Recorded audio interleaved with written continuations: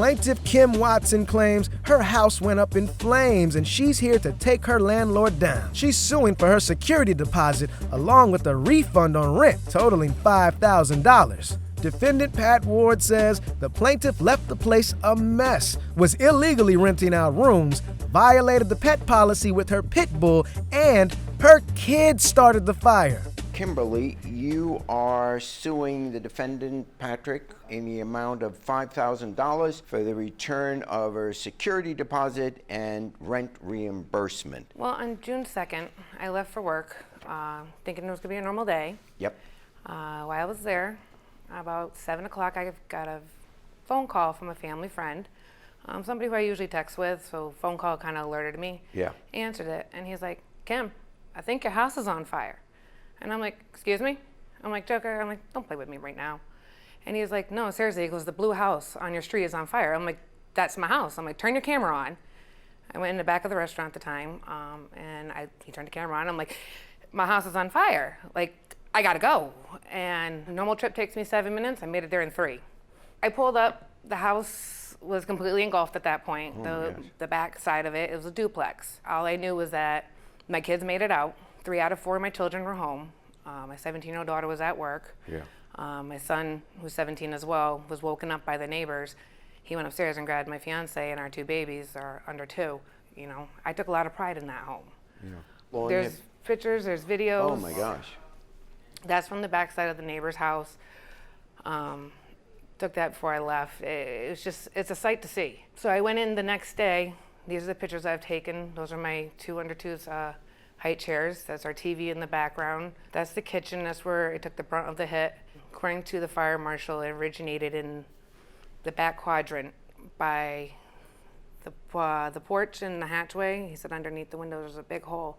And he said that's where the fire originated. The day of the fire, I was home. And I got a call saying, Pat, your property's on fire, your rental property. So I went there and I talked to Steve, which is Kimberly's boyfriend or fiance, and he told me that Kim's kids lit the fire with an accelerant on the back of the porch, which is really, that's what they believe. They can't prove it, but they stopped the investigation because they believe the kids lit it in the back porch. Patch Insurance sent out an investigator. Once the back fell down, the porch fell down to the ground, they made a decision that they were no longer going to investigate the cause of the fire. So I have no answers on how it started or where it started. All I've been told is that it's considered undetermined at this time. My renter's insurance places in the hotel was stayed there for 7 weeks, trying to obtain a new apartment. I can't go back to his. His is going to take too long to fix. I have 4 children who need some normalcy in their life. Sure. After doing some research, I found out I'm owed my security deposit as well as whatever prepaid month rent I had to do. How much rent? Rent at that time was $1,000, but Pat made a new lease saying starting June 15th, the rent was to go up to $1,100. So I paid the $1,100 to my insurance company. They wanted me to pay him, and I said, well, why am I paying him if I'm not gonna live there? They said I have to pay my rent, and they'll take care of whatever expenses that are out of my norm. So therefore, I paid the rent. So I'm asking for the security deposit, which was supposed to gain interest over a 3-year period. I went from $1,400 to $1,939. And then in the state of Connecticut, we're allowed to double our security deposit if it's being withheld. He's supposed to pay any prepaid rent back as well. So a half month from $1,000 at the time was a fire, that's $500, as well as the $1,100 that I had to pay from June to July in order to maintain housing in the hotel. She tells a compelling story. I mean, Kimberly never gave me security deposit. The security deposit came from a nonprofit organization, Wheeler Clinic. right. So if I owe anybody money, it's Wheeler Clinic. Unless the provisions of them putting up the security deposit is that, let's assume there was no fire and eventually the lease was over or she was leaving. Right. The return of the deposit, even though they put the money up, Right. was to go to her. Well, that's not how I understood it, but if that's the way it is, even if that's the case, Your Honor, if you can see my Exhibit A. Sure. She left the property, not the house that was on fire, but the backyard and the front yard. It looks like Sanford and Son lived there. Everybody's there but Lamont. You can see the pictures. Now that's going to cost me money to get all that cleaned up, and a lot more than $800. So regardless whether it was Wheeler Clinic or Kimberly, that money, I mean, who's gonna pay for that? I have to pay for that. And I've been fined blight from the town since Kimberly's lived there. She's rented out the attic and the basement. She subleased it illegally to people. How much were you fined? It was $80 a day till it was cleaned up several times. So what was the total amount? $500 total. That's news to me. I was never made aware of that. You were aware, because you cleaned it up after I paid the fines. You said before. How long did she live there? 3 years. You were renting out to other people? I had permission from Pat to use the other rooms and make the rent that way if I needed to. That's not true, Your Honor. I have messages from 3 years ago where he says that. I'd like to see them because that's not true. It's It's in illegal. my phone. I didn't print them out because I Yeah, didn't think we were going there. it's illegal to rent out the attic. It's illegal to rent out the basement. And I know darn well, I've owned the property since 2007. I would never give permission. I would put myself at liability for no reason whatsoever. But I think Pat may have forgotten that in 2018, when he initially signed me the lease, the house was condemned on April 5th. We signed the initial lease on April 14th.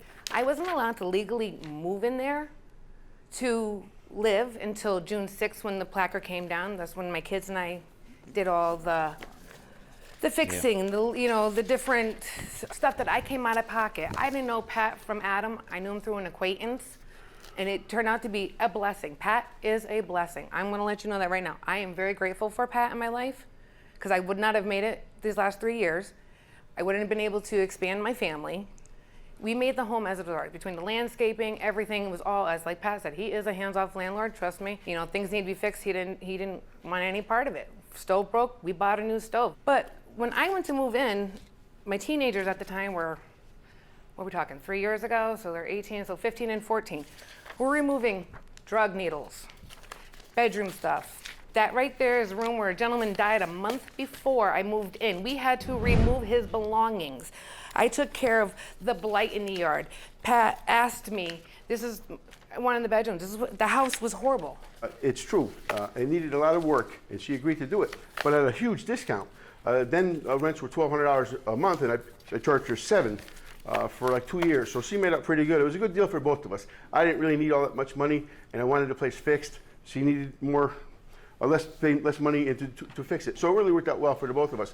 However, it's quite a bumpy road for me with Kim living there. I've done my best. I kept the rent low. Do you have insurance? Yeah, interesting enough, and this is really interesting. A few weeks prior, or maybe a few months prior to the fire, Kimberly had a dog there, which she shouldn't have had there.